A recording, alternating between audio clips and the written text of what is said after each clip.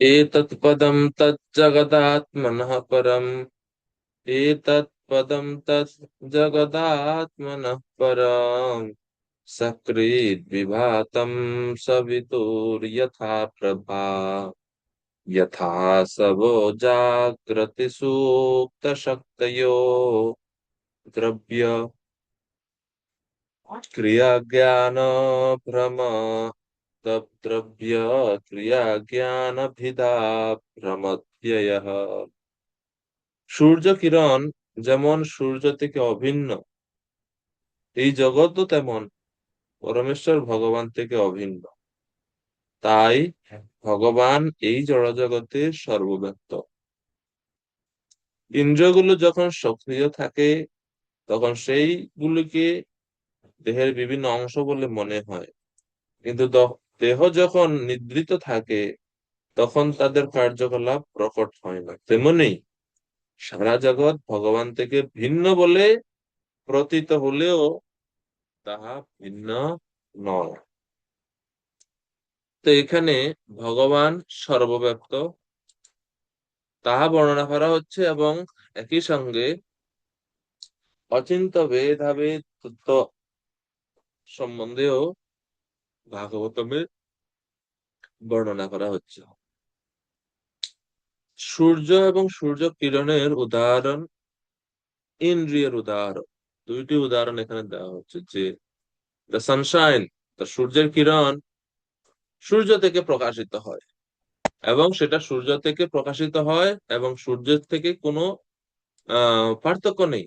সূর্য কিরণে সূর্য এবং সূর্য কিরণ অভিন্ন। সূর্য এবং সূর্য কিরণের মধ্যে যেরকম কোনো পার্থক্য নেই, অভিন্ন, সিমিলারলি এই জড় জগৎ যেটা ভগবান থেকে প্রকাশিত হয়, এই জন্য ভগবান, the universe emanates from the Lord and it is not different from him, ভগবান থেকে এটা ভিন্ন নেই। এই জন্য ভগবান হচ্ছেন সর্বব্যাপ্ত, যেরকম সূর্য। আবার একই সঙ্গে ইন্দ্রিয়ের উদাহরণ দেওয়া হচ্ছে, যে ইন্দ্রিয় তখনই আমরা ইন্দ্রিয় সে এটা অনুভব করি যখন আমরা জাগ্রত থাকি। যখন আমরা নিজেরাই নিদ্রিত অবস্থায় থাকি তখন আমরা সেই ইন্দ্রিয় যে আছে সেটা আমরা তখন জ্ঞাত থাকি না। তো একই রকম ভাবে এই জড়, এই ব্রহ্মাণ্ড universe sometime appears manifest and sometime unmanifest. জগৎ কখনো কখনো প্রকাশিত থাকে, জগৎ কখনো কখনো অপ্রকাশিত থাকে, কিন্তু দ্য সুপ্রিম লর্ড পরমেশ্বর ভগবান এবং তার শক্তিসমূহ সবসময় নিত্য বর্তমান থাকে, তাদের কোনো সময় ধ্বংস হয় না। জগৎ ধ্বংস হতে পারে। তো এইভাবে সূর্য এবং সূর্য রশ্মির সাহায্যে প্রভুপাদ বলছেন যে অচিন্ত ভেদাভেদ তত্ত্বকে প্রতিপন্ন করে। ভগবান জগৎ থেকে যুগপৎ ভিন্ন এবং অভিন্ন। তো পূর্বে বলা হচ্ছে যে গাছের মূলের মতো সবকিছুর পরম কারণ তিনি। ভগবান যে কিভাবে সর্বব্যাপ্ত তাও বিশ্লেষণ করা হয়েছে, তা বিশ্লেষণ করা হচ্ছে এই শ্লোকে। ভগবানের সর্বব্যাপ্ত রূপ কিভাবে, ভগবান সর্বব্যাপ্ত তার শক্তি সমূহের মাধ্যমে তিনি সর্বব্যাপ্ত। যেহেতু ভগবানের শক্তি ভগবান থেকে অভিন্ন, তাই এই জগৎও আপাত দৃষ্টিতে ভিন্ন বলে মনে হলো তার থেকে অভিন্ন। সূর্য কিরণ সূর্য থেকে ভিন্ন নয়, তার যুগপৎ কিন্তু তার যুগপৎ ভিন্ন। কেউই সূর্যের আলোকে থাকতে পারে না। তার অর্থ এই নয় যে সে সূর্যে রয়েছে। ও, কেউ সূর্যের লোকের আলোকে থাকতে পারে, কিন্তু তার অর্থ এই নয় যে সে সূর্যে রয়েছে। যারা এই জড় জগতে বাস করে তারা ভগবানের দেহ নির্গত রশ্মিচ্ছটায় বাস করে, কিন্তু বদ্ধ অবস্থায় তারা প্রত্যক্ষ ভাবে তাকে দর্শন করতে পারে না। অর্থাৎ সূর্য এবং সূর্য কিরণ যদিও অভেদ, কোনো পার্থক্য নেই, কিন্তু তার অর্থ এই নয়, প্রভুপাদ বলছেন যে আমরা সূর্য কিরণ আমি স্পর্শ করছি বা অনুভব করছি, এর অর্থ এই নয় যে আমি সূর্যের মধ্যে আছি। তো একই সাথে যুগপৎ ভিন্ন এবং অভিন্ন। তো এটা হচ্ছে অচিন্ত ভেদাভেদ তত্ত্ব, যে পরমেশ্বর ভগবান তিনি জগতের সর্বত্রই আছেন, আবার তিনি এই জগতে নাই। কোনো কিছুর মধ্যে কোনো কিছুর সাথে তিনি যুক্ত নয়। তো এই যে ভগবানের যে আহ, একই সাথে আছেন আবার নেই, এই স্বরূপ, শক্তি সমূহের মধ্যে তিনি সর্বত্র বর্তমান, স্বয়ং রূপে তিনি আবার কোনো কিছুর মধ্যে থাকেন না। এটা হচ্ছে অচিন্ত ভেদাভেদ তত্ত্বের অর্থ, যেটা হচ্ছে বেদান্ত দর্শনের সবচাইতে সূক্ষ্ম এবং পরিপূর্ণতম ব্যাখ্যা। এরপরে শ্লোক নাম্বার 17। তো নারদ মুনি আরো বলছেন, এখন যখন 16 নম্বর শ্লোকে তিনি বলছেন যে ভগবান সর্বব্যাপ্ত, তো তাদের মনে একটা প্রশ্ন আসলো, আচ্ছা এটা কিভাবে সম্ভব যে পরমেশ্বর ভগবান তিনি হচ্ছেন গুণাতীত, তিনি গুণাতীত হয়েও এই জড়জগতের সর্বত্র কিভাবে অবস্থান করতে পারেন, এই যেখানে এই জড়জগৎ হচ্ছে গুণময় জগৎ, এই জড়জগৎটা গুণময়, এই জড়জগতের সব জায়গায় মহামায়া বা গুণ বিরাজমান, এই গুণময় জগতের সর্বত্র তিনি কিভাবে থাকতে পারেন, তিনি তো গুণাতীত। তো 17 নম্বর শ্লোকে তা উত্তর দেওয়া হচ্ছে, यथा नभस्य प्रथमा प्रकाशा भवन्ति भूपा न भवन्त्यनुक्रमात् एवं परे ब्रह्मणि शक्तयस्तु रजस्तमसत्त्वमिति प्रवाह। তো তিনি বলছেন, হে রাজাগণ, আকাশে মেঘ যেমন কখনো মেঘ আকাশে যেমন কখনো মেঘ, কখনো অন্ধকার এবং কখনো বা আলোক পর্যায়ক্রমে থাকে, তেমনি পরম ব্রহ্মে রজ, তম ও সত্যগুণ শক্তিরূপে প্রকাশিত হয়। কখনো তাদের প্রকাশ হয় এবং কখনো তা লীন হয়ে থাকে। সূর্য মেঘের উপরে থাকে, সূর্যের কারণে মেঘের উৎপত্তি হয়, আবার সেই মেঘের দ্বারাই সূর্য আবৃত হয়ে যায় মনে হয় আপাত দৃষ্টিতে। মেঘ সৃষ্টি হয় কার কারণে? সূর্যের কারণে। কিন্তু সেই একই মেঘের কারণে আমরা সূর্যকে দেখতে পাই না, আমরা মনে করি যে ওকে, সূর্য তো আবৃত হয়ে গেছে। কিন্তু না, সূর্য কখনো মেঘের দ্বারা আবৃত হয় না। সূর্য তার অবস্থানে, তার মহিমায় আছে। আমাদের দৃষ্টিপথ মেঘের দ্বারা আচ্ছাদিত হয়ে যায়, এই জন্য আমরা কিছু সময়ের জন্য হয়তো সূর্যকে দেখতে পাই না। কিন্তু সূর্য তার অবস্থায়, তার পদে স্থিত থাকেন, যেরকম ছিল সেই রকম। একই রকম ভাবে পরমেশ্বর ভগবানের ক্ষেত্রেও সেম, ভগবান থেকে গুণসমূহ প্রকটিত হয়েছে, গুণসমূহ ভগবানেরই পরিচালনায় তারা পরিচালিত হয়। কিন্তু কখনো কখনো এরকম প্রতিভাত হয় জড় জীবদের কাছে যে ভগবান মনে হয় গুণের দ্বারা প্রভাবিত। কিন্তু আদৌ ভগবান কখনো গুণ সমূহের দ্বারা প্রভাবিত হন না, গুণ সমূহ হচ্ছে তার অধীন, তিনি গুণের অতীত, তিনি গুণের অধীশ্বর। তো এটা হচ্ছে ওই সূর্য এবং মেঘের উদাহরণ দ্বারা আচার্যরা এই ব্যাখ্যাটা আমাদেরকে দিচ্ছে। সূর্য যেরকম কখনো কখনো মেঘের দ্বারা আচ্ছাদিত বলে মনে হয়, সেই রকম ভাবে তদ্দজীব মনে করে যে পরমেশ্বর ভগবান মায়ার অধীনে চলে আসছে, কিন্তু কখনোই সেটা বাস্তব নয়। স্বয়ং ভগবান কৃষ্ণ, কৃষ্ণ সর্বাশ্রয়, পরম ঈশ্বর কৃষ্ণ সর্বশাস্ত্রে ক্রয়। কৃষ্ণ শক্তি প্রকৃতি হয় গৌণ কারণ, অগ্নি শক্তি লৌহ জৈছে করয়ে জারণ। অতএব কৃষ্ণ মূল জগত কারণ, প্রকৃতি কারণ জৈছে অজাগলস্ত। এই জগৎ সৃষ্টির ক্ষেত্রে কৃষ্ণই হচ্ছেন মূল কারণ, প্রকৃতি হচ্ছে অজাগলস্তন। অজাগলস্তন মানে হচ্ছে গৌণ কারণ। যেমন অজাগলস্তন আপনারা জানেন যে অজ মানে হচ্ছে ছাগলের এইখানে গলার নিচে স্তনের মতো দেখা যায়, কিন্তু সেখান থেকে কোনো দুধ পাওয়া যায় না। তো প্রকৃতিকে মনে হয় এটা হচ্ছে সৃষ্টির কারণ, কিন্তু প্রকৃতি সৃষ্টির কারণ নয়। বাহ্যিক ভাবে এমনি দেখা যায় যে সৃষ্টির কারণ, যেরকম ছাগলের গলার নিচে এই দুইটাকে মনে হয় যে এগুলো স্তন, কিন্তু এগুলা থেকে কখনো দুধ পাওয়া যায় না। তো সেটাকে বলা হচ্ছে অজাগর স্তন, প্রকৃতি কারণ রয়েছে অজাগর স্তন। তো এইভাবে ভগবানের এবং প্রকৃতির সম্পর্ক চৈতন্য চরিতামৃতে আদি লীলাতে খুব সুন্দরভাবে বর্ণনা করা হয়েছে। সেখানে বলা হচ্ছে আরো যে ঘটের নিমিত্ত হেতু জয়ীছে কুম্ভকার, তৈছে জগতের কর্তা পুরুষ অবতার। ঘর তৈরির জন্য কুম্ভকারের মতন ভূমিকা অবলম্বন করে পুরুষ অবতারেরা। কৃষ্ণ হচ্ছেন কর্তা, মায়া তা করেন সহায়। মূল কর্তা হচ্ছে ভগবান শ্রীকৃষ্ণ, মায়ায় জগৎ সৃষ্টিতে তার সহায় করেন মাত্র। ঘটের কারণ চক্র দণ্ড আদি উপায়। তো ঘর তৈরি করার জন্য যে কারণ রূপ চক্র দণ্ড আদি উপায়, এগুলো সব ভগবানের শক্তির দ্বারাই পরিচালিত হয়। যেরকম একজন কুম্ভকার, যে কুমার মাটির দ্বারা ঘর তৈরি করে, মাটির রূপান্তর করে কুমার, এবং মাটি রূপান্তর করতে গিয়ে কুমার বিভিন্ন যন্ত্র ব্যবহার করে, যেরকম চক্র যেটাতে ঘুরে, যেটা লাঠি থাকে হাতে, লাঠি।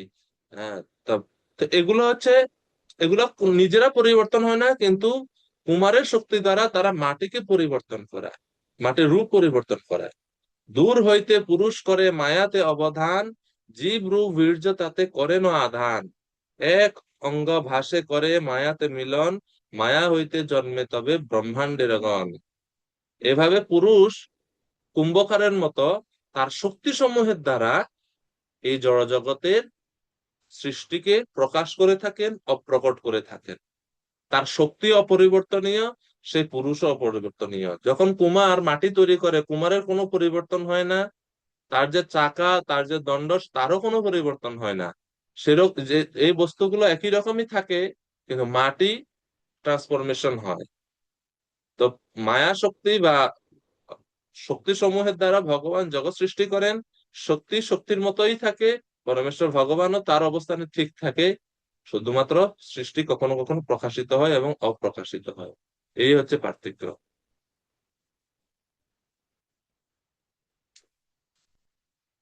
তো শিল প্রভুপাদ তাৎপর্যে এই উদাহরণ খুব সহজ ভাবে ব্যাখ্যা করেছেন।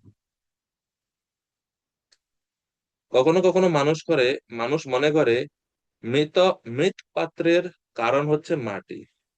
কুমোরের চাকায় মাটির পিণ্ড থেকে অনেক ঘর তৈরি হতে দেখা যায়, এবং যদিও নির্বোধ মানুষেরা মনে করতে পারে যে চাকার উপর উপরকারটি মাটি হচ্ছে ঘটের কারণ, কিন্তু যারা প্রকৃতিই জ্ঞানবান তারা জানেন যে তার মূল কারণ হচ্ছে কুমোর, যে মাটি সংগ্রহ করেছে, চাকা ঘোরাচ্ছে। জড়া প্রকৃতি এই জড় জগতের সৃষ্টির সহায়ক হতে পারে, কিন্তু তা কখনো পরম কারণ নয়। তো এইভাবে ভগবান সত্য রজ তম ইত্যাদি গুণ সমূহ দ্বারা তিনি এই জগৎকে প্রকট করেন, অপ্রকট করেন। ভগবানের সঙ্গে ভগবান এই গুণগুলোকে দ্বারা তিনি সবকিছুকে পরিচালিত করেন। তো এইভাবে ভগবান গুণের দ্বারা নিজের সবকিছুকে পরিচালিত করেন, কিন্তু তিনি কখনো গুণের দ্বারা নিজে প্রবাহিত হন না, বা প্রভাবিত হন না।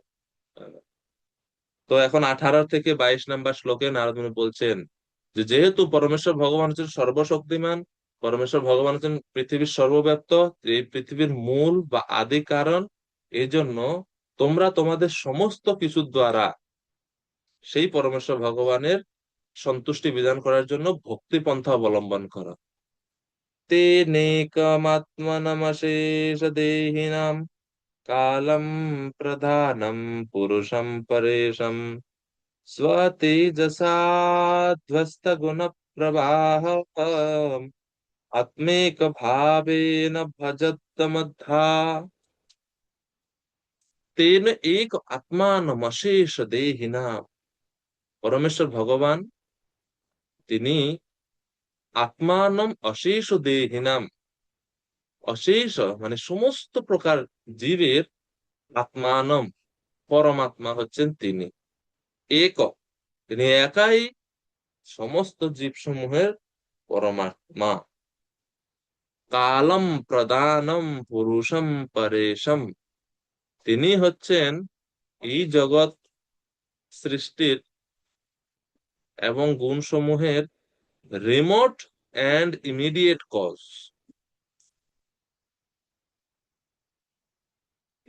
স্বতেজসা ধ্বস্ত গুণ প্রবাহ, তিনি তার চিন্ময় শক্তির দ্বারাতে সবসময় ধ্বস্ত গুণ প্রবাহম, গুণের প্রবাহ, গুণের প্রভাব থেকে সবসময় তিনি দূরে থাকেন।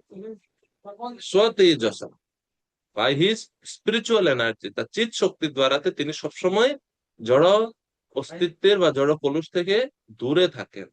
তার প্রভাবে, তার চিন্ময় শক্তির প্রভাবে যারা তার আশ্রিত, তারাও জড় প্রকৃতি থেকে দূরে অবস্থান করে। স্ব তেজসা ধ্বস্ত গুণ প্রবাহম আত্মৈক ভাবেন ভজত মধ্যা।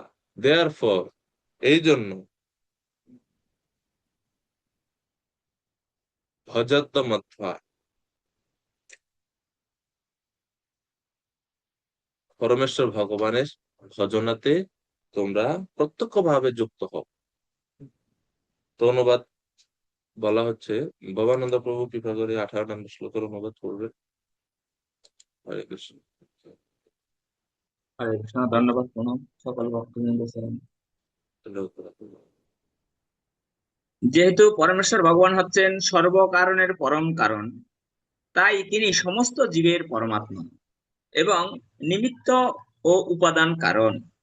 যেহেতু তিনি গুণ প্রবাহ রূপ সংসার থেকে পৃথক, তাই তিনি তার মিথস্ক্রিয়া থেকে মুক্ত এবং জড়া প্রকৃতির ঈশ্বর।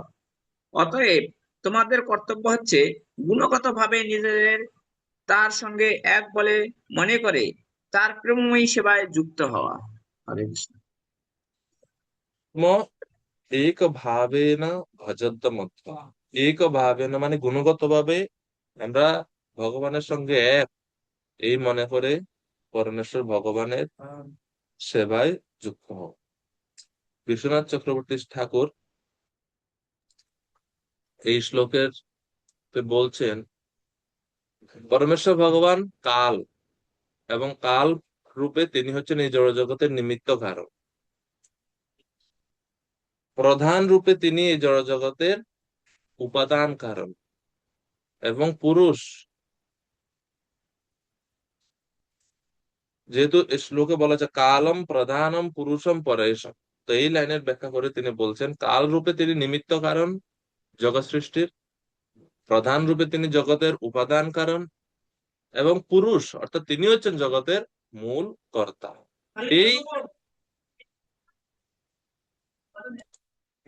এই ত্রিতয়াত্মক বলে তিনি হচ্ছেন পরেশম, অর্থাৎ পরমেশ্বর, পর ঈশম, তিনি হচ্ছেন পরমেশ্বর। সেই জন্য সেই পরমেশ্বরকে তোমরা সাক্ষাৎ রূপে ভজন করো। অধ্যা, ভজধ্বম অধ্বা, ভগবত ভক্তিতে যুক্ত হও।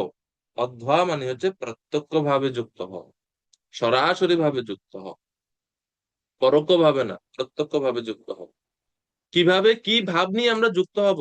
আত্মাইক ভাবে না, এখানে আত্মা বলতে মন, আত্মাইক ভাবে না, আত্মা বলতে মন, মনের একাগ্রতা রূপে, মনের সহিত এক ভাবে, অর্থাৎ মনকে একাগ্র করে তার ভজনে, তার সেবায় নিজেদেরকে যুক্ত করো। তো এই শ্লোকে আত্মা শব্দের শেষ লাইনে আত্মাইক ভাবে না মানে, বিশ্বনাথ চক্রবর্তী ঠাকুর বলছেন এখানে আত্মা শব্দের অর্থ হবে মন, মনের একাগ্রতার দ্বারা মনের এক ভাবে তার ভজনে যুক্ত হওয়া। শ্রীল জীব গোস্বামী বলছেন, আত্মার যে ভাবান্তরের সহিত অমিশ্র ভাব, সেই ভাবের কোন একটি ভাবের দ্বারা ভগবানের আরাধনা করো। অর্থাৎ আত্মনো ইয়ো ভাবান্তর অবিমিশ্র ভাব দাস্য আদিনাম এক তরস্তেন ইতি। মনের যে অবিমিশ্র ভাব, অর্থাৎ মনে মনে ভগবানের প্রতি আমাদের যে অনর্থ নিবৃত্ত হওয়ার পরে পরমেশ্বর ভগবানের সাথে আমাদের যে নিত্য সম্পর্ক বা নিত্য রসের সঙ্গে, যেই রসের সঙ্গে আমরা ভগবানের সঙ্গে যুক্ত, কারো দাস্য, কারো সখ্য, কারো বাৎসল্য, কারো এইরকম, যে যেই রসে ভগবানের সঙ্গে যুক্ত বা ভগবানের সঙ্গে তার ভাব, সেই রকম ভাবে স্থিত হয়ে বা সেই রকম রসে যুক্ত হয়ে পরমেশ্বর ভগবানের আরাধনা করো। এইভাবে আত্মৈক ভাবেন ভজতমধ্য। রাষ্ট্রাদি ভাবের যে কোনো একটি ভাবের দ্বারা, যে কোনো একটি ভাবের আশ্রয় গ্রহণ করে পরমেশ্বর ভগবানের আরাধনা করো। তো শ্রীল প্রভুপাদ শ্লোকের ব্যাখ্যাতে বর্ণনা করছেন যে সৃষ্টির তিনটি কারণ আছে: কাল, উপাদান, স্রষ্টা। কাল বলতে কালম, শ্লোকের দ্বিতীয় লাইনে। উপাদান বলতে প্রধানম, এবং স্রষ্টা মানে হচ্ছে পুরুষম। মিলিতভাবে তাদের বলা হয় ত্রিতয়াত্মক বা ত্রিবিধ কারণ। এবং এই তিনটি কারণ থেকে জড়জগতের সবকিছু সৃষ্টি হয়েছে। দ্রব্যম কর্মশ্চ কালশ্চ স্বভাব জীবৈব চ। মনে আছে আপনাদের দ্বিতীয় স্কন্ধের সেই শ্লোক? বাসুদেবাৎ পরব্রহ্ম ন চন্নর্থিতি ভাদিনম।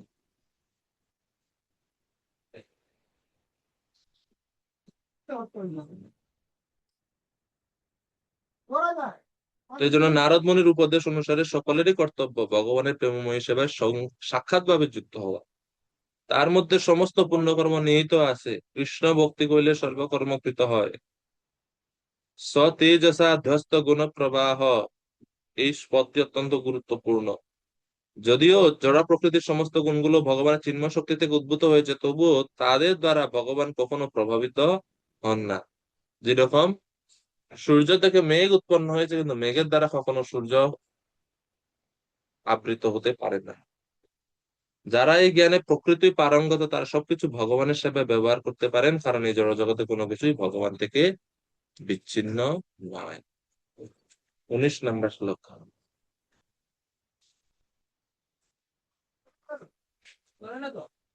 এখন ভগবানের যে সাক্ষাৎ সেবা করার জন্য বলছেন, আমাদের কি বিশেষ গুণ বা যোগ্যতা দরকার যার দ্বারা আমরা পরমেশ্বর ভগবানকে সহজে আমরা সন্তুষ্ট করতে পারবো? এরকম কোন বিশেষ গুণ কি দরকার আছে এ নারদ মুনি? তো শ্লোক নম্বর 19 বলছেন, হ্যাঁ, কিছু ফেভারেবল, কিছু অনুকূল গুণ আছে পরমেশ্বর ভগবানের ভজনের জন্য। দয়য়া সর্বভূতেষু সন্তুষ্টা येन केन वा। হরে কৃষ্ণ, আমাদের আগের ওটাতে একটু সমস্যা হয়ে গেছে লিঙ্কটা। যাই হোক, তো 19 নম্বর শ্লোকে ভগবানের ভজনের জন্য অনুকূল সহায়ক কিছু গুণ সমূহের কথা তিনি বলছেন।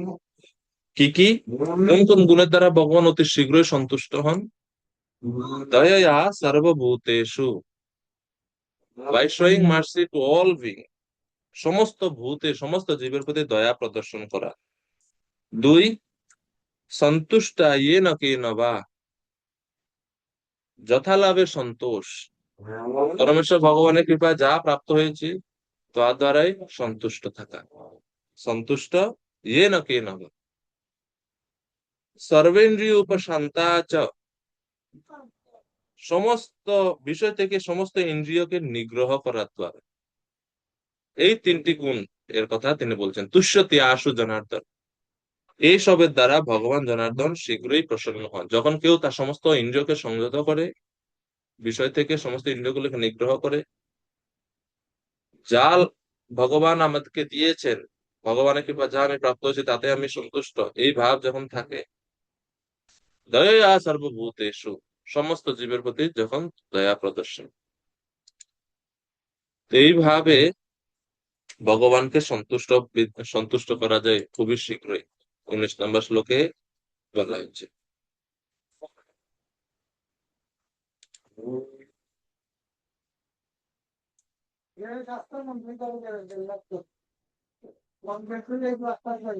এবং 20 নম্বর শ্লোকে বর্ণনা করা হচ্ছে,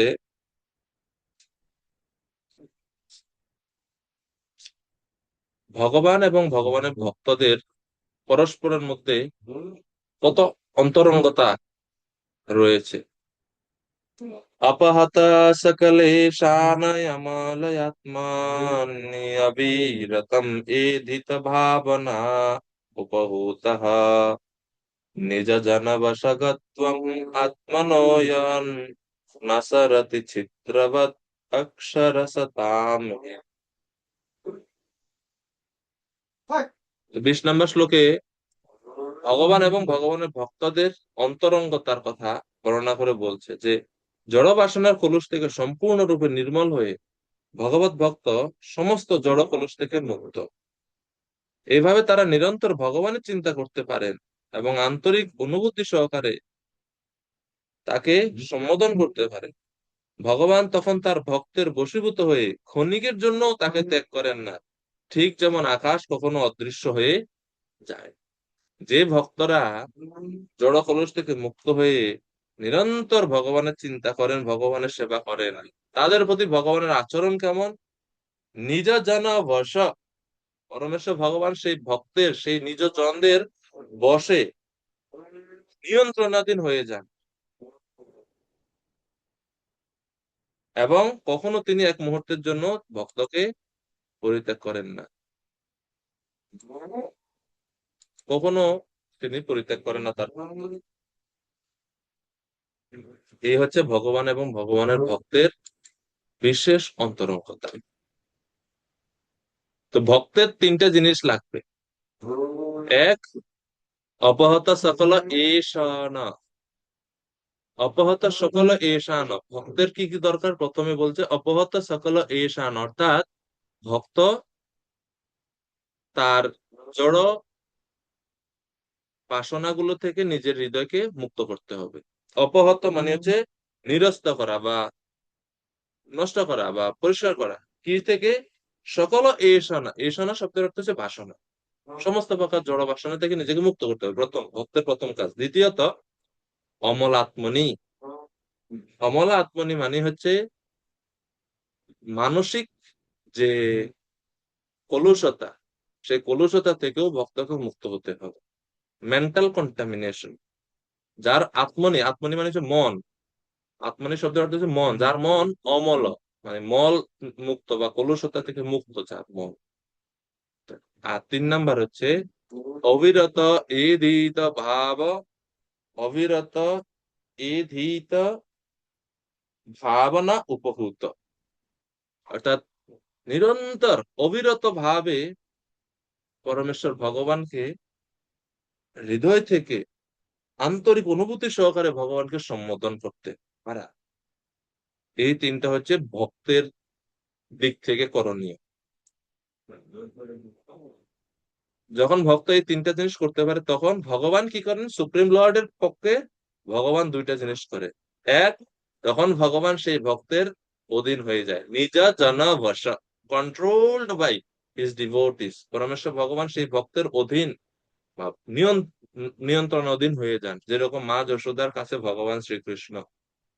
গোপ্যা দদে তৈ কৃতা গসি ধাম তাবস।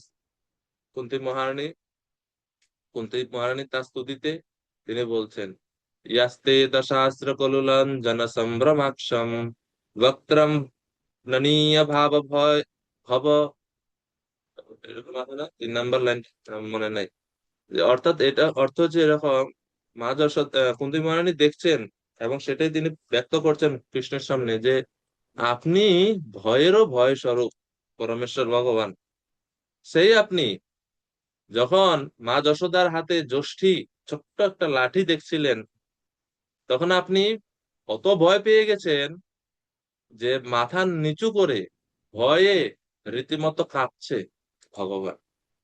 বক্ত্রম ননীয় ভব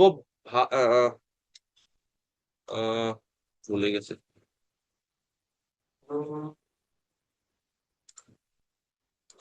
বক্ত্রম ননীয় ভয় ভাবনায়া স্থিতস্য।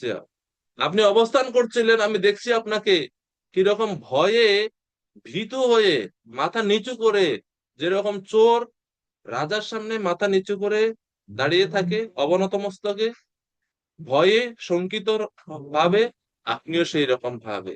এবং ইয়াতে দশাশ্রু কলিরঞ্জন সম্ভ্রমাক্ষম, যখন আপনি কান্না করছিলেন এবং 2 হাত দ্বারা চোখ মুলছিলেন, তখন আপনার চোখের কাজলের দ্বারা পুরো মুখে, পুরো চোখের কাজল পুরো মুখে লেগে গেছিল এবং সেই যে অপরূপ সৌন্দর্য আপনার আপনাকে দেখতে লাগছিল, সেই রূপ আমি এখনো মনে মনে স্মরণ করি।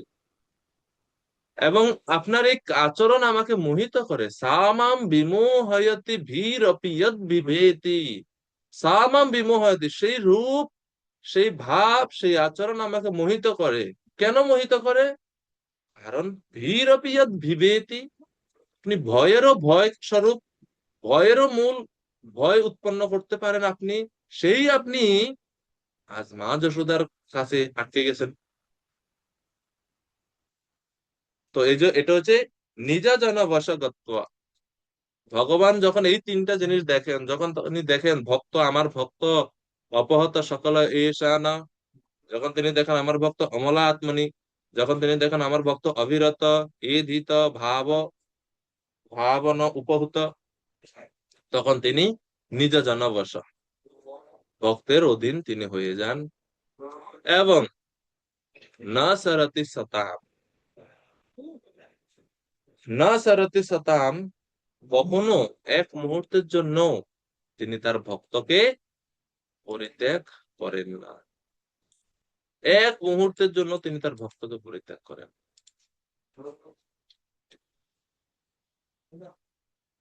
এই হচ্ছে ভগবান এবং ভক্তের মধ্যে পার্থক্য। এই হচ্ছে ভগবান এবং ভক্তের মধ্যে সম্পর্ক, কত নৈকট্য, ভগবান কত প্রিয় ভাবেন তার ভক্তদেরকে। এবং ভগবান কিভাবে তার ভক্তের সঙ্গে ভাব বিনিময় করেন, তাও 21 নম্বর শ্লোকে বলা হচ্ছে। তো 20 নম্বর শ্লোকে তাৎপর্য প্রভুপাদ বলছেন, পূর্ববর্তী শ্লোকে স্পষ্ট ভাবে হৃদয়ঙ্গম, পূর্ববর্তী শ্লোক থেকে স্পষ্ট ভাবে হৃদয়ঙ্গম হয় যে পরমেশ্বর ভগবান জনার্দন তার ভক্তের কার্যকলাপে অতি শীঘ্র প্রসন্ন হন। শুদ্ধ ভক্ত সর্বদাই ভগবানের চিন্তায় মগ্ন থাকেন।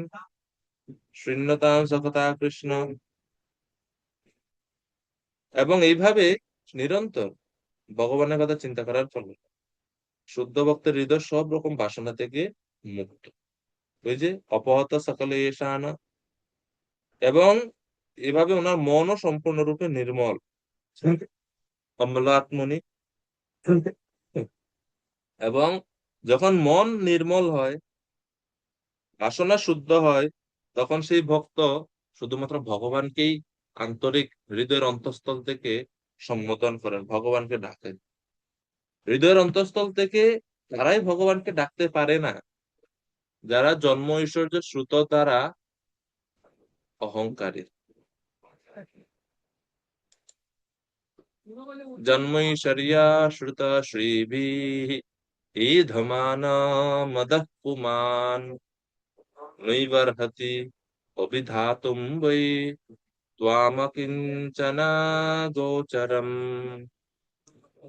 ভগবান অকিঞ্চন গোচর। তারা হৃদয় থেকে আন্তরিকভাবে ভগবানকে সম্বোধন করতে পারে না যারা জন্ম ঐশ্বর্য শ্রুত শ্রী দ্বারা এই ধমান অহংকারী হয়ে উঠেছে তারা। কিন্তু ভক্ত অবিরত এই ধীত ভাবনা উপহূত, নিরন্তর ভগবানকে ডাকতে পারে, সম্বোধন করতে পারে।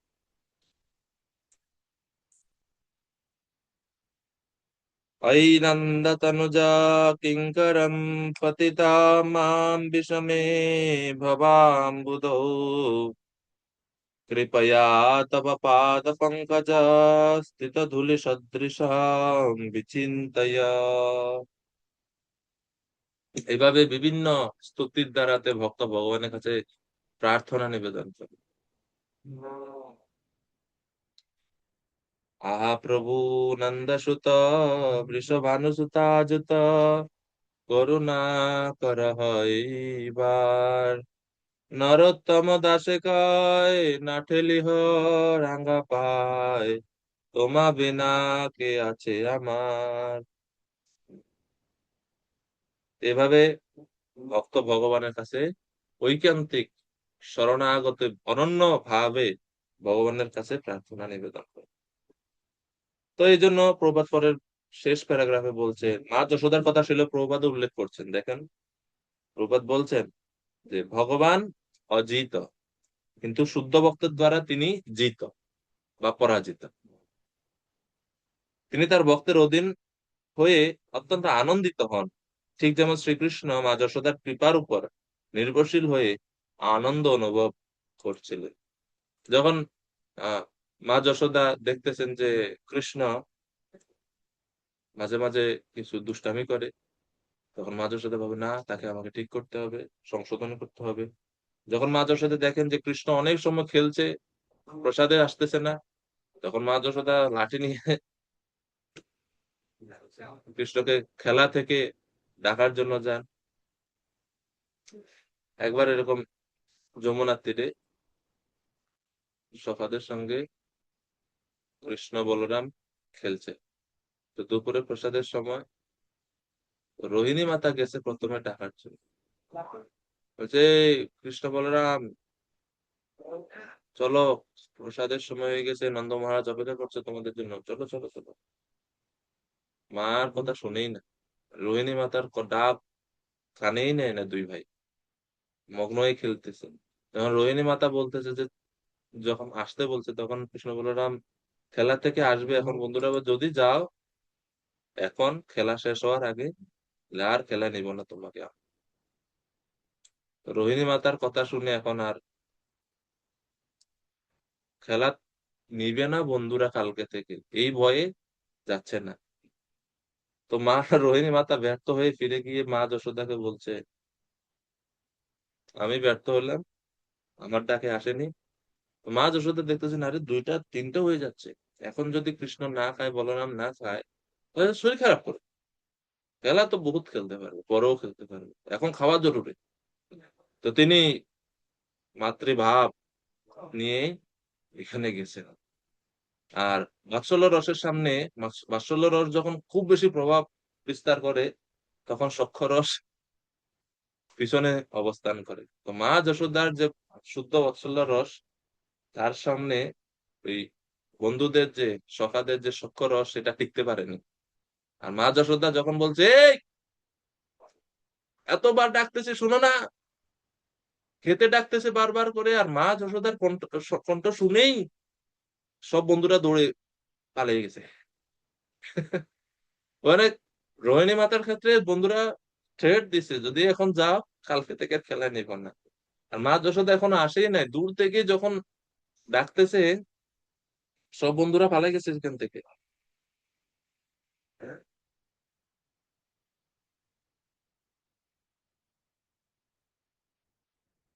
তো এটা হচ্ছে মা যশোদার সঙ্গে ভগবান শ্রীকৃষ্ণের সম্পর্ক।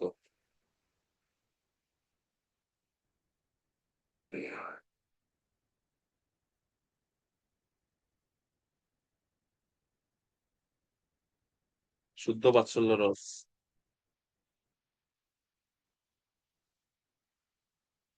এই জন্য বলছেন ন সরতি সতা, ভগবান কখনো তার ভক্তকে পরিত্যাগ করেন না। গৌতাত্মা পুরুষ কৃষ্ণ পাদমূলম ন মুঞ্চন্তি, মুক্ত সর্ব পরিক্লেশ পান্থস্ব শরণম যথা।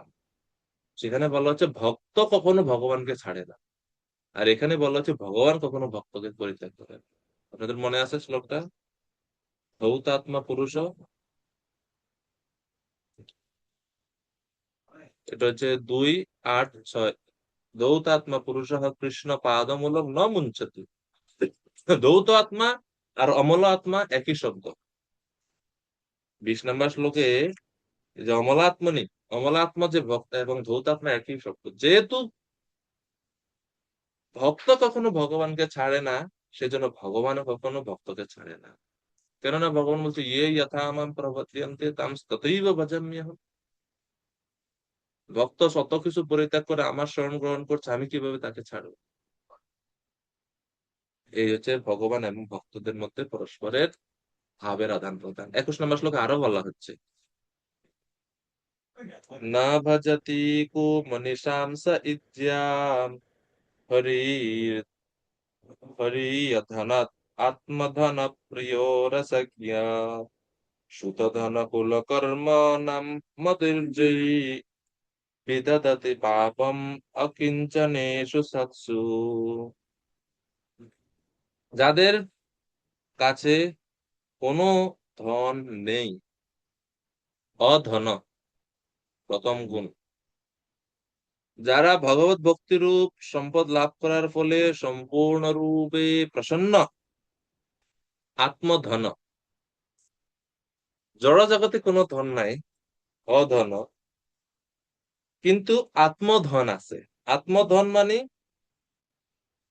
আত্মা বলতে পরমেশ্বর ভগবানকে যারা একমাত্র ধন রূপে গ্রহণ করে, অথবা ভগবানের প্রতি ভক্তি যাদের একমাত্র সম্বল বা অবলম্বন স্বরূপ, এটা হচ্ছে আত্মধন। তো অধন ভক্ত কিন্তু তার আত্মধনে সে ধনী। এই হচ্ছে ভক্তের বৈশিষ্ট্য। এবং এই ভক্তরা যে অধন এবং আত্মধন যুক্ত, তিনি ভগবানের অত্যন্ত প্রিয়। হরি অধন আত্মধন প্রিয়। আর এর বিপরীত হচ্ছে শ্রুতধন কুল কর্মণা মদৈর্যই বিদধতি পাপম অকিঞ্চনেষু সৎসু। যারা শ্রুত মানে হচ্ছে বিদ্যা, পাণ্ডিত্য, ধন মানে হচ্ছে ঐশ্বর্য, ধন, কুল উচ্চকুল, অভিজাত্য উচ্চকুল, অভিজাত্য, কর্ম নাম কর্মের অহংকারে মত্ত, এবং এর ফলে আমার ভক্তদেরকে অকিঞ্চনেষু সৎসু পাপম বিদধতি পাপম অকিঞ্চনেষু সৎসু। আমার এই এই এই বিদ্যা, এই ধন, এই উচ্চকুল এবং এবং কর্মের অহংকারের মত হয়ে তারা কখনো কখনো আমার ভক্তদের চরণে অপরাধ করে, আমার ভক্তদেরকে উপহাস করে।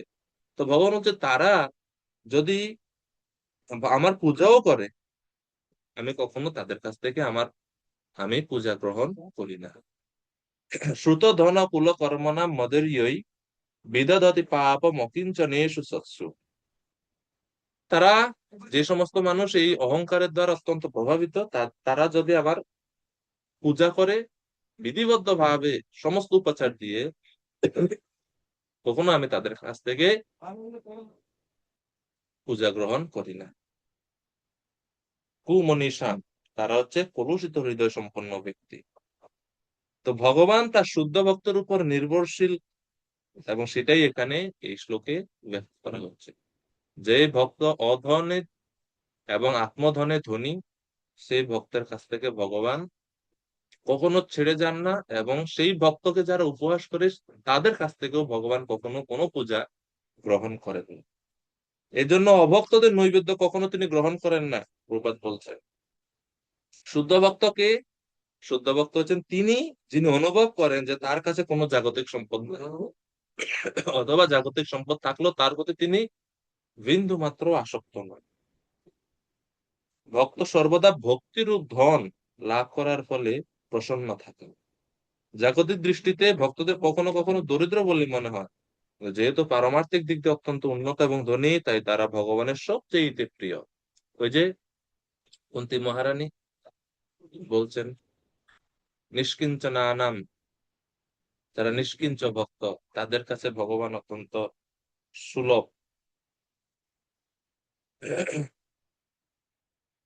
এবং পরে প্রভুপাদ বলছেন যে কেউ যদি শুদ্ধ ভক্তকে উপহাস করে, তিরস্কার করে, অপমানিত করার চেষ্টা করে, তাহলে তাকে যে ভগবান ক্ষমা করেন না, তার উজ্জ্বল দৃষ্টান্ত হচ্ছে দুর্বাসা, মহাযোগী দুর্বাসা।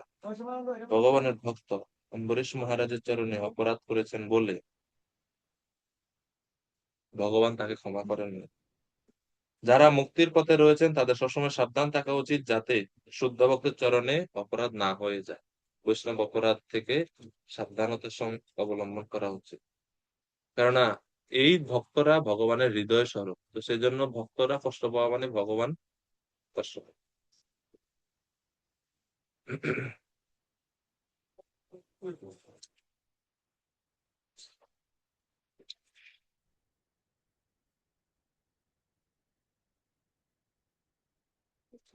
চৈতন্য ভাগবতে বর্ণনা করা হচ্ছে, বিষয় মধান্ধ সব এ মর্ম না জানে, সুত ধন কুল মদে বৈষ্ণব না চিনে, দেখি মূর্খ দরিদ্র যে বৈষ্ণবের হাসে, তার পূজা বিদ্যা কবু কৃষ্ণের না বাসে।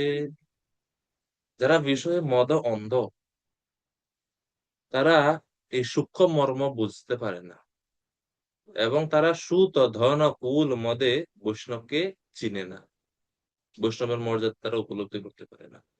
দেখি মূর্খ দরিদ্র যে বৈষ্ণবের হাসে, যখন কেউ দেখে যে আরে এই ভক্ত এত দরিদ্র, এত পড়াশোনা পারে না, মূর্খ, তখন যে বৈষ্ণবের হাসে, বৈষ্ণবের উপর উপহাস করে, তার পূজা, তার বৃত্ত কবু কৃষ্ণের না বাসে, এগুলো কখনো কৃষ্ণকে সন্তুষ্ট করে না, কৃষ্ণ গ্রহণ করে না। অকিঞ্চন প্রাণ কৃষ্ণ সর্ববেদে গায়, সাক্ষাতে গৌরাঙ্গ এই তাহারে দেখায়। তোমারে দিলাম আমি প্রেম ভক্তি দান, নিশ্চয় জানহ প্রেম ভক্তি মোর প্রাণ। অকিঞ্চন প্রাণ কৃষ্ণ সর্ববেদে গায়, সর্ববেদে গায়, সমস্ত বেদে বলে যে ভগবান হচ্ছেন অকিঞ্চন প্রাণ।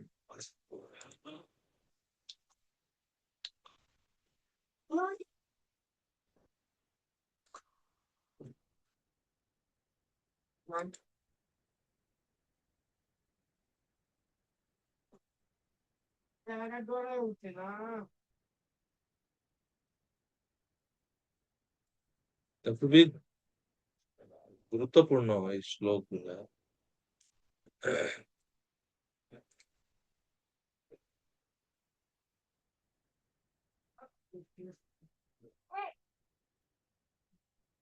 একাদশ স্কন্ধে পঞ্চম অধ্যায়ে 9 নম্বর শ্লোকে অনুরূপ ভাবে বর্ণনা করা হয়েছে একটা শ্লোক, 11, 5, 9 শ্রীমদ ভাগবতম।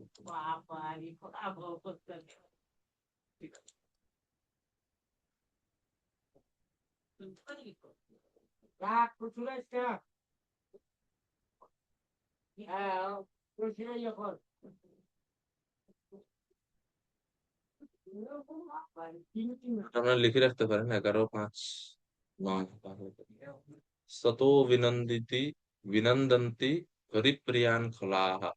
যারা খল প্রকৃতি, তারাই ভগবান শ্রীহরির প্রিয় সাধুদের নিন্দা করে থাকে। যারা সৎ প্রকৃতির মানুষ, সৎ প্রকৃতির, তারা কখনো ভগবানের ভক্তদেরকে নিন্দা করতে পারে না। সতো বিমন্যতি হরিপ্রিয়ান খলাহা। 22 নম্বর শ্লোক।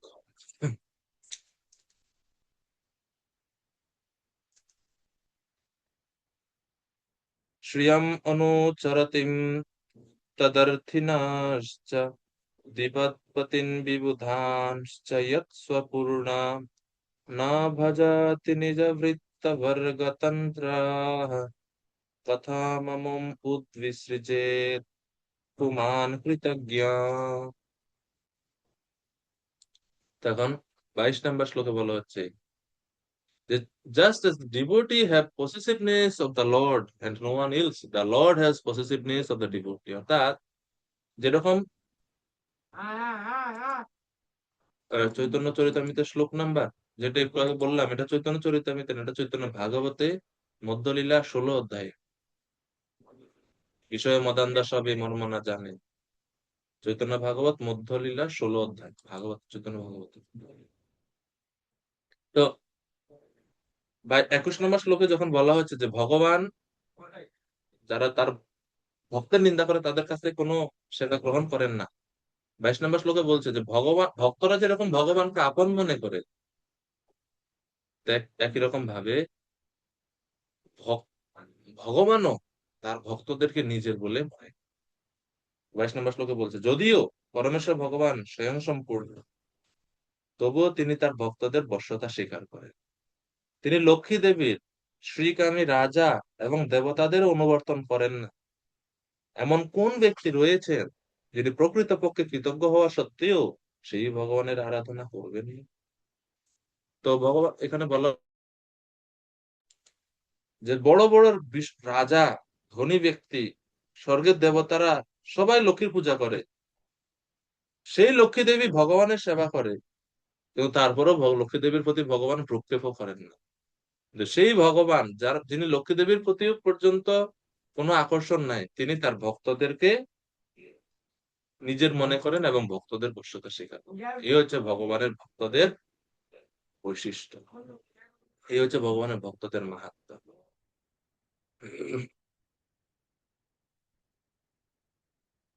ব্রহ্মসংহিতা থেকে উদ্ধৃতি করে প্রভুপাদ বলছেন, লক্ষ্মী সহস্র শতসম্ভ্রম সেব্যমানম গোবিন্দম আদি পুরুষম তমহম ভজামি।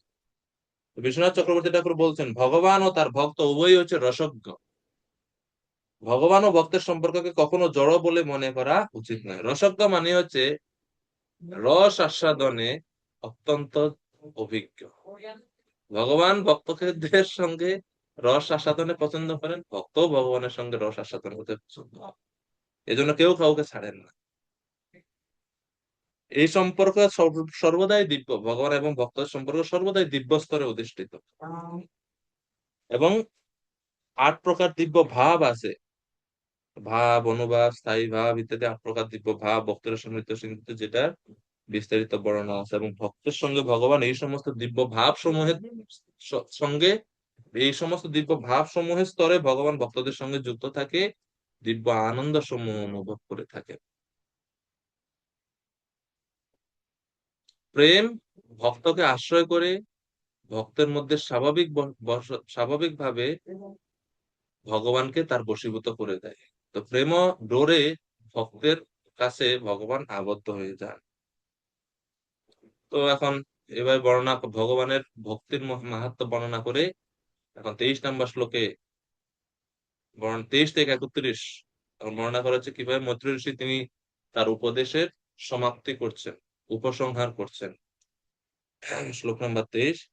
মহর্ষি মৈত্র বললেন, হে মহারাজ বিদুর, ব্রহ্মার পুত্র নারদ মুনি এইভাবে প্রচেতাদের ভগবান সম্বন্ধীয় কথা উপদেশ দিয়ে ব্রহ্মলোকে ফিরে গিয়েছিলেন। তো এইভাবে উপদেশ শেষ করে তিনি তার লোকে, ব্রহ্মলোক, সেখানে তিনি ফিরে গেছিলেন। এবং প্রচেতাদের কি হলো পরবর্তীতে, শ্লোক নাম্বার 24 বর্ণনা করা হচ্ছে। আনন্দিনী মাতাজি কৃপা করে 24 নম্বর শ্লোকের অনুবাদ করবেন।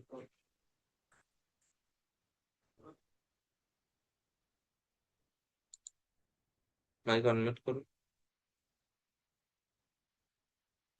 হরে কৃষ্ণ। কৃষ্ণ। নারদ মুনির শ্রীমুখ থেকে জগতের দুর্ভাগ্য বিনাশকারী ভগবানের মহিমা শ্রবণ করে প্রচেতারা ভগবানের প্রতি আসক্ত হয়েছিলেন। তার শ্রীপাদ পদ্মের ধ্যান করতে করতে তারা ভগবত ধামে গমন করেছিলেন। নারদ মুনির সঙ্গ প্রভাবে, নারদ মুনির উপদেশ এবং নারদ মুনির কাছ থেকে ভক্তি সম্বন্ধে শ্রবণ করে ভগবানের কথায়, ভগবানের চিন্তায় মগ্ন হয়ে ভগবানের চরণ কমল ধ্যান করতে করতে তারাও ভগবত ধামে চলে গেছে। জয় প্রচেতাগণের জয় হোক।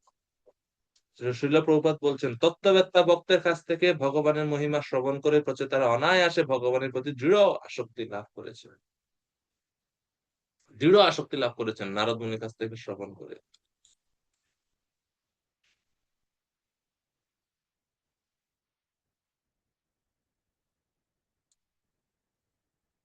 এবং এটাই বলা হচ্ছে না, সৎ সেবয়া অধীর্গয়াপি জাতা ময়ি দৃঢ়ামতি হিত্বা আবদ্ধম ইমম লোকম গন্তা মজ্জনতামসি।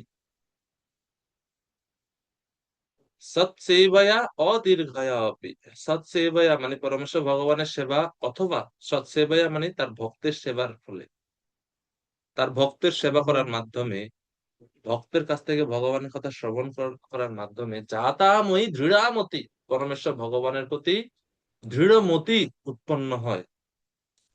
এবং তখন ভক্ত কি করে, হিত্বা অবদ্ধম ইমম লোকম, তারা এই নশ্বরে জড় জগৎকে হিত্বা পরিত্যাগ করে গন্তা মজ্জনতামসি, ভগবানের ধামে, ভগবানের পার্শ্বদ তারা লাভ করে। 1:6-23 শ্রীমদ ভাগবতম এই শ্লোক বলা হচ্ছে, প্রথম স্কন্ধের 6ষ্ঠ অধ্যায় 23 নম্বর শ্লোক। এবং প্রচেতাদের জীবনীতে সেটাই ঘটছে। নারদ মুনির সঙ্গ প্রভাবে নারদ মুনির কাছ থেকে শ্রবণ করে তারা ভগবত ধামে ভগবানের কাছে ফিরে গেছে। এরপরে 25 নম্বর শ্লোক। তো ধারাবাহিকভাবে পরবর্তী কি কার্যগুলো তা বর্ণনা করা হচ্ছে। মৈত্র ঋষি তিনিও ওনার উপদেশ সমাপ্তি করছেন। হে বিদুর, ভগবানের মহিমা বর্ণনাকারী নারদ এবং প্রচেতাদের কথোপকথন সম্বন্ধে তুমি যা জানতে চেয়েছিলে সেই সম্বন্ধে আমি সবকিছু তোমাকে বললাম। আমি যথাসাধ্য তা বর্ণনা করেছি। প্রচেতাসাম নারদস্য সংবাদম হরিকীর্তনম। এই প্রচেতা এবং নারদ মুনির মধ্যে যে ভগবানের হরি কথা কীর্তন হয়েছিল, ভগবানের মহিমা বর্ণনা করা হয়েছিল, তা আমি যথাযথভাবে বর্ণনা করলাম। তো এইভাবে এই যে মুখ্য বক্তা মৈত্র ঋষি এবং বিদুর, তাদের কথোপকথন সমাপ্ত হয়ে গেছে। সেম কথোপকথন কে উদ্ধৃতি দিচ্ছে? সুখদেব গোস্বামী পরীক্ষিত মহারাজ। এখন ক্যামেরা শিফট হচ্ছে মৈত্র ঋষির কাছ থেকে সুখদেব গোস্বামী পরীক্ষিত মহারাজের দিকে। এখন দেখেন সুখদেব গোস্বামীর কথা চলে আসছে পরের শ্লোকে।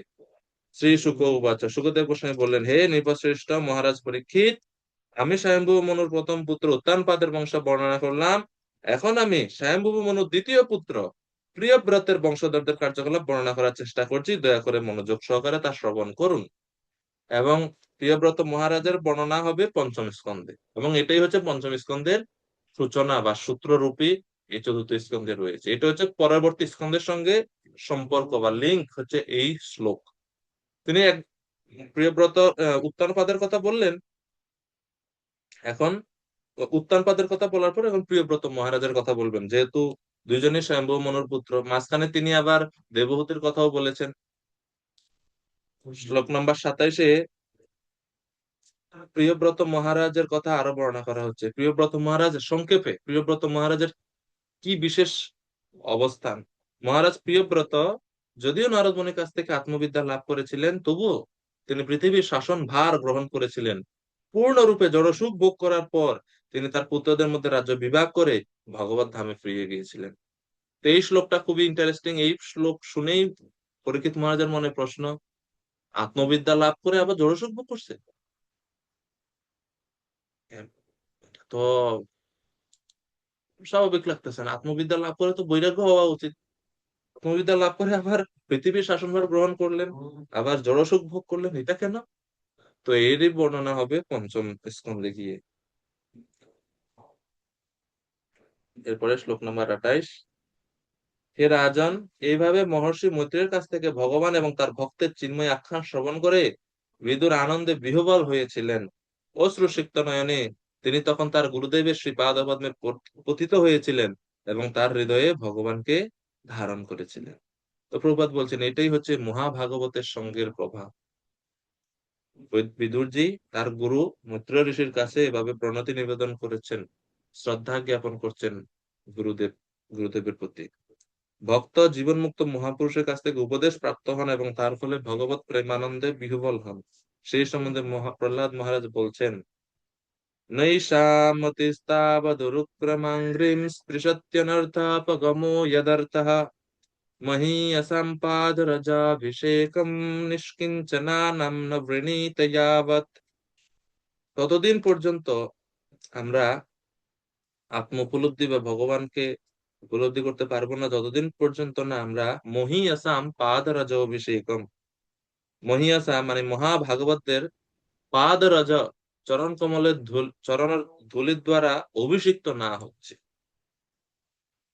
তো প্রভুপাদ বলছেন, মহাভাগবতের শ্রী পাদপদ্মের স্পর্শ ব্যতীত শুদ্ধ ভক্ত হওয়া যায় না। এই জগতে যার কোনো কিছু করণীয় নেই, তাকে বলা হয় নিষ্কিঞ্চন। সেই নিষ্কিঞ্চন ভক্তের আশ্রয় এবং কৃপা লাভ করার জন্য ঐকান্তিক ভাবে অবস্থান করা উচিত।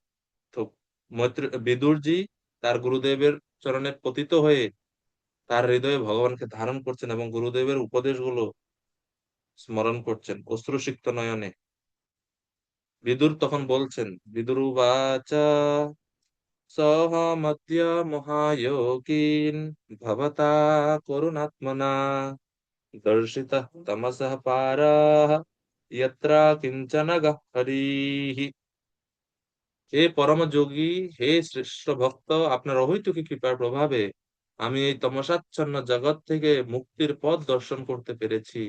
এই পথ অনুসরণ করে ভববন্ধন মুক্ত ভববন্ধন মুক্ত পুরুষ ভগবত ধামে ফিরে যেতে পারে। তা আপনার প্রদর্শিত পন্থা, আপনার মুখনিসৃত উপদেশ শ্রবণ করে আমি তমসাচ্ছন্ন জগৎ থেকে মুক্তির পথ দর্শন করতে পেরেছি। আমি আপনার প্রতি কৃতজ্ঞতা জ্ঞাপন করি। তো এইভাবে গুরুর প্রতি বিদুরজি তার কৃতজ্ঞতা, তার শ্রদ্ধা নিবেদন করছেন এবং গুরুদেবের মহিমা কীর্তন করছেন। তমসা পারহ, সংসার সমুদ্রের পরপার, তার সংসার সমুদ্রের পার করার রাস্তা বা মার্গ আমি আপনার উপদেশ থেকে লাভ করেছি। তো তমাসা পারহ বা সংসার সমুদ্র পার করার রাস্তাটা কি, সেটা হচ্ছে ভক্তিযোগ, যেটা শেষ অধ্যায়ে নারদ মুনি প্রসিতাদেরকে বলছেন। ইয়াত্র, যে ভক্তিযোগে ভগবান শ্রীহরি তার অকিঞ্চন ভক্তকে কৃপা করে থাকেন এবং অকিঞ্চন ভক্তরা সেই ভগবান শ্রীহরিকে বশ করতে পারেন। এটাই হচ্ছে সমস্ত শিক্ষার ওনার প্রদর্শিত পন্থার সার। তা আমি সেই অকিঞ্চন পন্থা অবলম্বন করে ভগবান শ্রীহরিকে প্রাপ্ত হওয়ার জন্য এখন আমি প্রয়াস করব। এভাবে গুরুদেবের নির্দেশ শ্রবণ করে, গুরুদেবের প্রস্তুত উপদেশ শ্রবণ করে এখন সেটা তিনি বাস্তবে প্রয়োগ করছেন জীবনে। বিদুরজি এমনিতেই এখন আগে থেকেই ভগবানের ভক্ত, শুদ্ধ ভক্ত, কিন্তু তিনি আরো ঐকান্তিক হওয়ার জন্য তিনি এখন সিদ্ধান্ত নিচ্ছেন।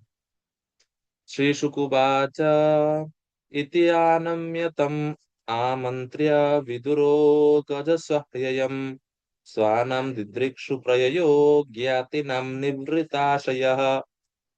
এইভাবে মহর্ষি মৈত্রকে প্রণতি নিবেদন করে তার অনুমতি নিয়ে সমস্ত জড় বাসনা থেকে মুক্ত হওয়া সত্ত্বেও বিদুর তার আত্মীয় স্বজনদের দর্শন করার জন্য হস্তিনাপুরে গমন করেছিলেন। তো এখন এই হচ্ছে লিঙ্কটা, যে তিনি এতদিন পর্যন্ত তীর্থ ভ্রমণ করে শ্রবণ শেষ করে এখন ফিরে যাচ্ছেন হস্তিনাপুরে। কিসের জন্য? নিজের সুখ ভোগের জন্য না, ধৃতরাষ্ট্র মহাশয়কে গৃহ থেকে বের করার জন্য এখন তিনি যাচ্ছেন। তো প্রভুপাদ বলছে, কোনো মহাত্মা যখন তার আত্মীয়দের দর্শন করতে যান তখন কোনো জড়জাগতিক বাসনা নিয়ে তিনি তাদের দর্শন করতে যান না, দর্শন করেন না। তিনি কেবল তাদের মঙ্গলের জন্য সৎ উপদেশ প্রদান করার জন্যই যান। তো যেহেতু বিদুর ছিলেন কৌরব বংশের এবং তিনি জানতেন যে কুরুক্ষেত্রের সকলে